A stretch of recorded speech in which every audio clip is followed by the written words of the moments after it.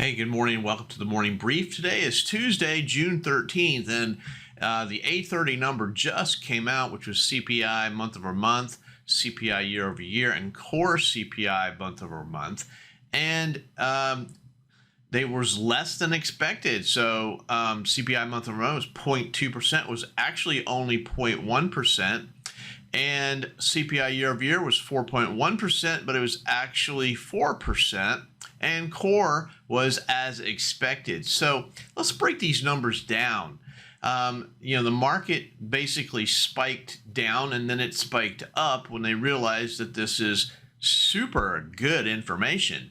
And I say that with a lot of sarcasm, just in case you can't tell. So what does this mean? It means that inflation is still happening. It's just not growing quite as fast. So this is like going down the highway at 90 miles an hour. And guess what? We slow down to 85 miles an hour. We're still going well over the speed limit and could still get a ticket. But hey, it's progress. Yeah, you hear the sarcasm. Same with CPI. CPI still, it's like being at 90 miles an hour. Oh, sorry, we're actually only going 87. We made a mistake. It's ridiculous that we are cheering that the rate of inflation or the rate that inflation is changing is coming down. Yes, that's great, but inflation going away? No. Is the Fed stopping inflation? No. We just got a little back off on the accelerator. That's it. We are still driving down the highway at Mach speed, right? So it is what it is. Sorry about that rant, but the market loves to find something good to look at, and they miss the big picture. And the big picture is that inflation is continuing. The Fed is going to continue to raise rates, and if they continue to do that, we're going to see a recession in the near future.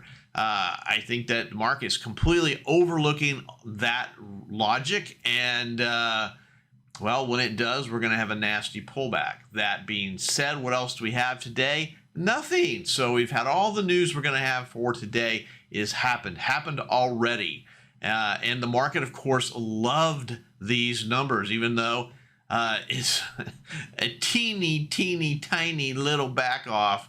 Yeah. Oh, the Fed's going to pause. Which is ridiculous. I'm not even going to get started, but that's just plain stupid. The Fed should be continue to raise rates in a continuous way, not start, stop, start. You get the idea. That being said, let's look at some charts. Maybe some charts will give us some clarity. You can see we are breaking out of this, what was a little bit of a bull flag. Where are we going? We're going to this low volume node for sure. 44.11. If we really get rambunctious, we could test this high from back in August, and that would be around 44.54.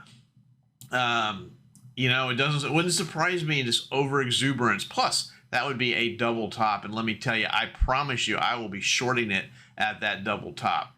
That being said, we could certainly come back down and test the top side of this band, which would be around 34.44.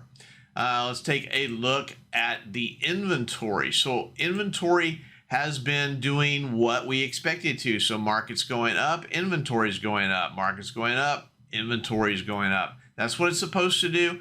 Market is, quote, acting rationally. I'd have to argue that point, but hey, it is what it is. Looking at the intraday, here's that giant spike. We initially went down and then spiked up.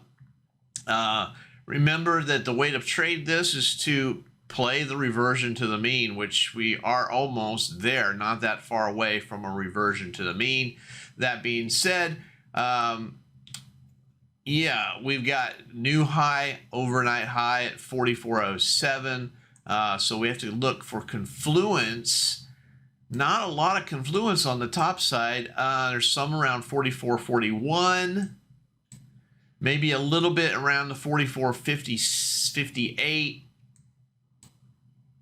And some at 44.96. That's way up there. So not a lot of confluence going into resistance. Actually, there's some right there, 44.22.